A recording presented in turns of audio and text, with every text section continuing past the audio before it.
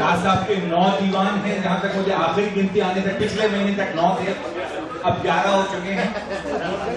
اس میں راز صاحب نے ہر چیز پہ کمال دکھایا ہے، رباعیات بھی ہیں، حمد و نعت بھی ہیں، دوہے بھی ہیں، شاعری میں جہاں جہاں پہ جو بھی صنف ہے اس پہ ان کی دستخط ہے۔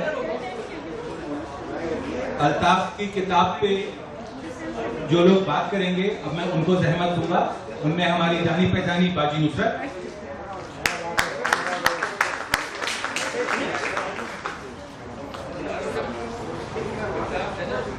جناب احمد مبارک صاحب، ان کا اس لیے زیادہ تعارف نہیں کرا رہا کہ کل سے کئی دفعہ ہو چکا ہے۔ جو لوگ کہنے لگے ہیں وہی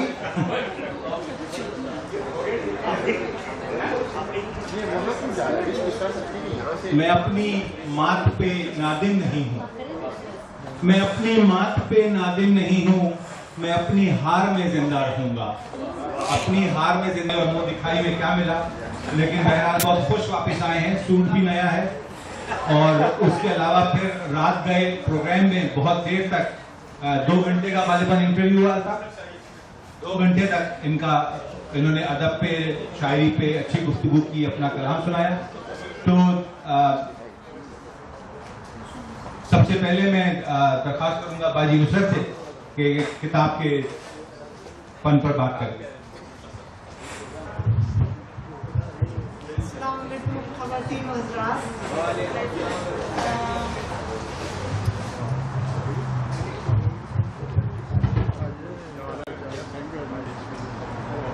یہاں بہت ہی بڑے بڑے لوگ، پڑھے لکھے، عالم فاضل اور پتہ نہیں کیا کیا بیٹھے ہیں۔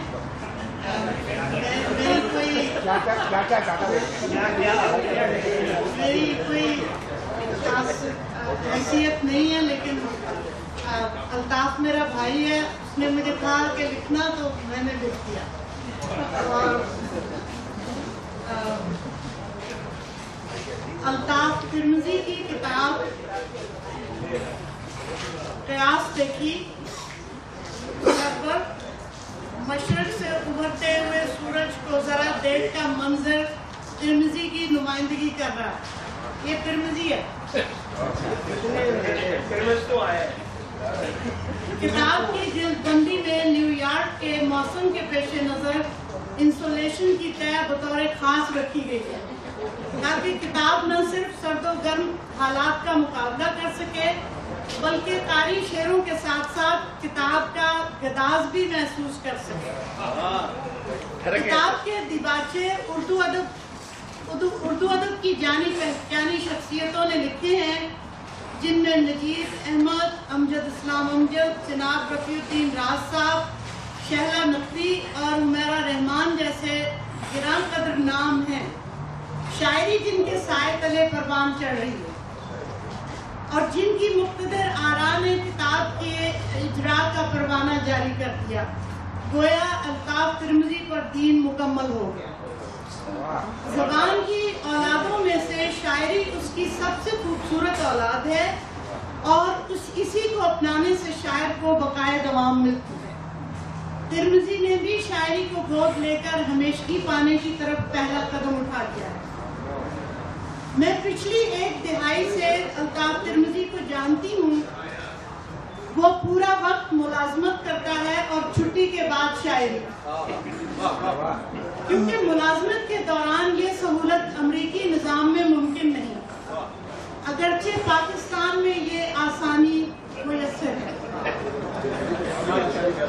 امریکہ میں 60/60 کے دوران اگر کوئی ملازم محو استغراق پایا جائے تو سپروائزر کو بھنک پڑ جاتی ہے کہ ملازم کسی اذیت دہ مرحلے سے گزر رہا ہے۔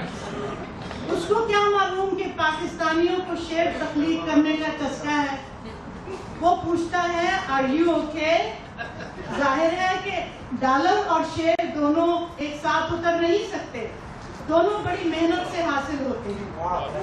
میرا خیال ہے ترمذی ایسی صورتحال سے کچھ یوں نپٹتا ہوگا मसलन सुबह काम पर जाने से पहले रात भर की मेहनत से जब उस पर ये मिसरा उतरा होगा, बोए तो दरगुजर जरा बहुतान की जगह। अब मिसरा तो हो गया, मगर शेर मुकम्मल करने के लिए एक और मिसरे की जरूरत होती है।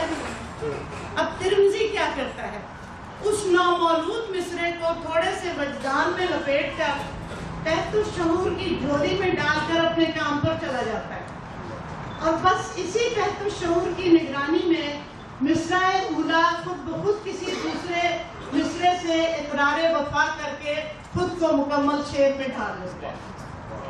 शेर यूं हो जाता है, बोए तो दरगुजर जरा बहुतान की जगह, फसलें यकीन उगाएगी इम्कान की जगह।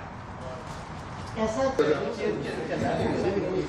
और शायर खुसूसी हमारे खुसूसी अल्ताफ तिरमिज़ी साहब और मोअज़्ज़ज़ मेहमानान गिरामी, अब असल में कितनी बातें की जाएं और कितने शेर पढ़े जाएं और कितनी गुफ्तगू सुनी जाए, लेकिन वो किसने कहा था, शायद फ्रॉस्ट ने कहा था कि let the line go for a walk, और मीर साहब कह गए कि वाक़या मीर को क्या जानिए क्या था दरपेश, के तरफ दश्त के जूं सैल चला जाता था।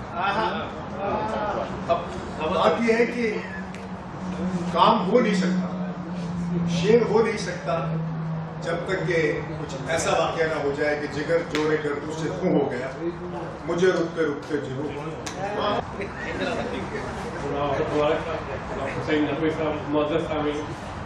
अल्ताफ तिरमिज़ी की ये पहली किताब है, और हमें ये भी देखना है कि वो उर्दू के मरकज़ से कितनी दूर है। जहाँ रहते हुए जो तहरीक मिलती है लिखने के लिए हमें अपने हिंदुस्तान पाकिस्तान में, वो तहरीक यहाँ नहीं है। तो हम कदम कदम पर अदब से जुड़े होते हैं, दानिस्ता इबादत के तौर पर यहाँ वाक़ा है। फिर काम को टोटलिटी में देखा जाता है। किसी की पहली किताब को ही अगर हम गालिब और मीर के मेयार पर परखना शुरू कर देंगे तो क्या ये हमारा ये अमल सही होगा, या फिर सोचते हैं अच्छी बात। मेरी नज़र में ज़िंदगी के मंजरनामे को उसकी जमालियात के साथ तस्वीर करने का नाम शायरी है।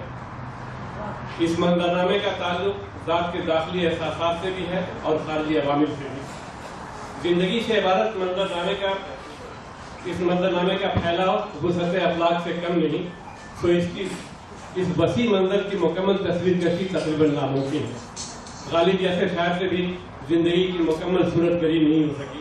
जिंदगी इतनी मोहलत ही किसी को नहीं देती। जिंदगी क्या है इसे समझने के लिए ज़ात के हिसाब से निकलना पड़ता है, खुद परस्ती की दीवारें तोड़नी पड़ती हैं।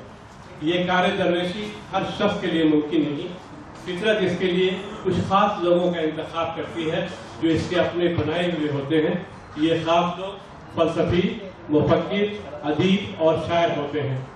इन्हें जिंदगी की खास तफहीम अता की जाती है। ये लोग खुशबू को देख सकते हैं, गुजरते हुए लम्हों को छू सकते हैं। इनमें लम्हे मौजूद को तस्वीर करने की कुव्वत होती है, लेकिन अपनी इस्तिताअत भर। अल्ताफ तिरमिज़ी ने भी अता करदा सलाहियतों के मुताबिक अपनी ज़ात के दस्तो बेयाबा में भी दूर तक सफर किया है और हिसारे ज़ात से बाहर निकलकर खारजी दुनिया को भी देखा है।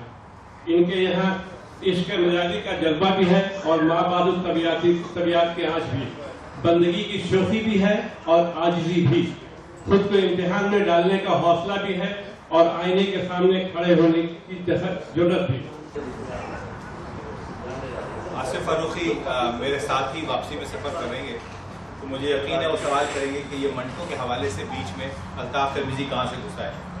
मसला ये है कि अल्ताफ तिरमिज़ी की शायरी में भी बाज़ दफ़ा फोशनिगारी का इल्ज़ाम लगा है, और आपको यकीन ना आए तो सुना देता हूँ।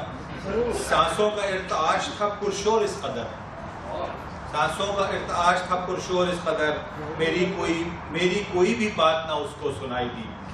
क्या ये देखिए, खालो खत का सवाल उठा था, खालो खत का सवाल उठा था, मेरे कद का सवाल उठा था, खालो खत का सवाल उठा था, आपकी इमेजिनेशन पे है, अब मेरे कद का सवाल उठा था, गुरबतों पर वो मोतरस कब था। गुर्बतों पर वो मोतरस कब था, सिर्फ हद का सवाल उठा।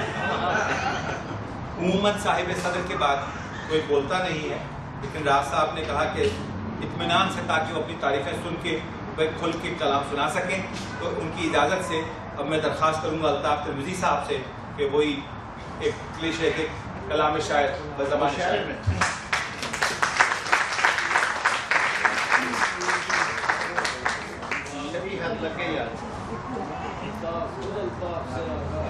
ऐसा मैं आदत चाहता हूँ कि आपके पास मुझे पढ़ना भी चाहिए, बोलना भी नहीं चाहिए था। कुछ अशार पेश खिदमत है। पहले तो ये कि ये बीच में तरह से प्रोग्राम चल रहे हैं, मंटो साहब का है, फिर हनीफ अफजल साहब का मुशायरा भी है, अभी उसमें मेरी किताब की नुमाई भी बीच में आ गई। इसमें सबसे बड़ी जो मुझे खुशी हो रही है वो ये है कि मैं बहुत बड़े उलमा के दरमियान अपनी किताब की नुमाई की तौफीक हासिल कर रहा हूँ। इसलिए आप तमाम वक्त का बहुत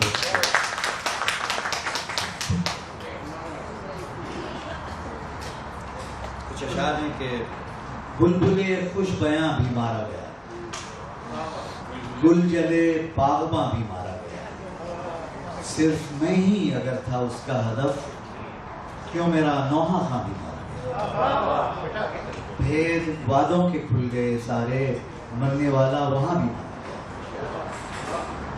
कसरते जिक्र यार और मैं था, एक शबे मुश्कबार और मैं था, शामिले नात हिंदगा था मैं, शामिले नात हिंदगा था मैं, जिंदगी का उधार और मैं था।